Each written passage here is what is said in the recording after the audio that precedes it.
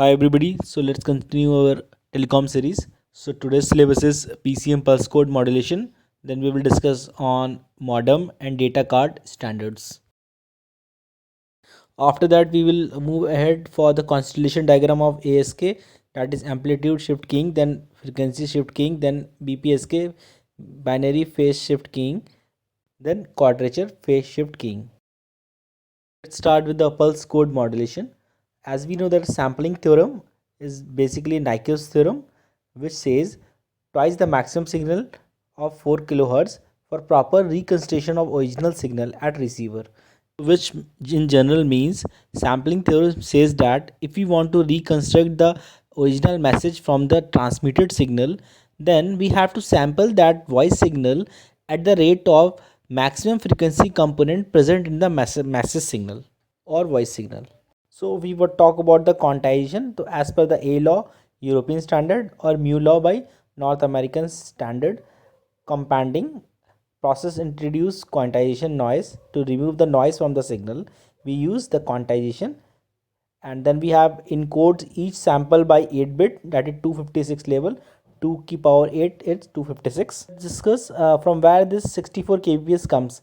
So 4 kilohertz band limited speech signal is there, sample at the rate of 800 samples per second, that is every 125 microseconds, and when it encoded by 8 bit per second and multiply it, it will come around 8, and 8 into 8 gives 64.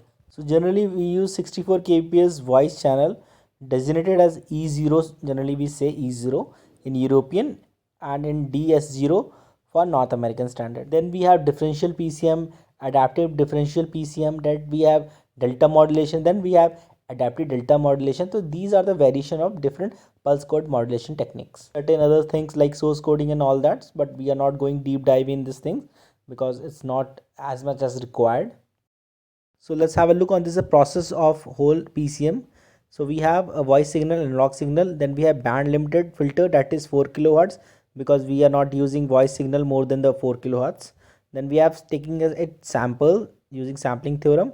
We sampled the signal and then we quantized and code it, and we can see that the quantization, and after quantization we code it into binary signal and digital signal at the rate of 64 kbps is presented.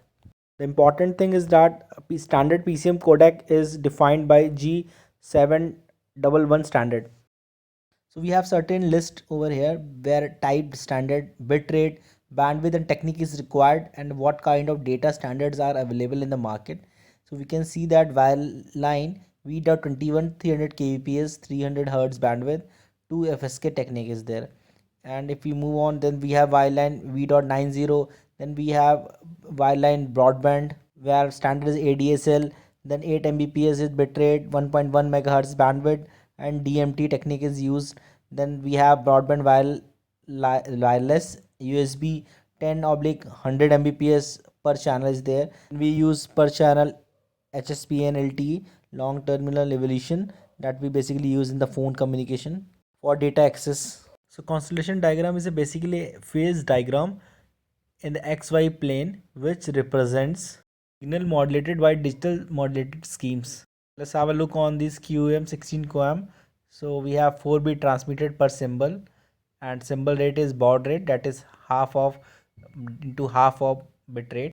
The advantages of QAM is better bandwidth efficiency and low bit error rate. Let's have a look on 8 PSK and 16 PSK constellation diagram. So 8 PSK we used in edge, that is 2.5 mobile technology. I will teach you in later section. And symbol spacing in much reduced, resulting in higher bit error rate in 16 PSK. These are the general idea you have to understand for the basic understanding of future concepts. Now we have minimum shift keying MSK, which is the form of FSK with modulation index is 0.5, resulting in minimum frequency separation, that we use in the Gaussian MSK for GSM.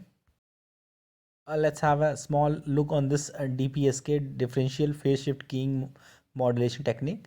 So we can have this, the structure, the whole modulated diagram, and their features. There is no requirement in deep diving such complex topics, because if I start teaching these things, then it will become a core communication systems.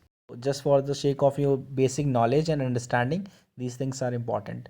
So OPPSK is orthogonal frequency phase shift keying. Then as we have the symbol shift is 90° between 0 and 1, and then we have OQPSK, offset QPSK. Then we have pi by 4 QPSK, pi by 4 shifted QPSK. We can also look this QPSK demodulated structure. So how it is working, like that we can see that we have QPSK modulator structure, how we are modulating this and generating the quadrature phase shift keying signal. Let's have a basic idea of this structure. You must be aware of that. We have QPSK quadrature phase shift keying, which use M-ary modulation, 4 modulation symbols with 2 bits per symbol. CDMA mobile system uses QPSK and OQPSK. QPSK has twice the bandwidth efficiency of BPSK. That's why we use it. So if we talk about the constellation diagram of ASK and FSK, we can see this. For 0, it is at S2, and for 1, it is S1, that is under root EB. So we can see this. So we can easily find the distance between the 0 and 1. What is the distance between 0 and 1 transmission? In FSK, we can see that for 0 and 1 both, we have under root EB. And the more the distance between the 0 and 1, there is a less chance for frequency and the signal interference. So that's all for the today's topic. Keep on watching this telecom series, which will be very good for your future and career in core telecom and IT domain.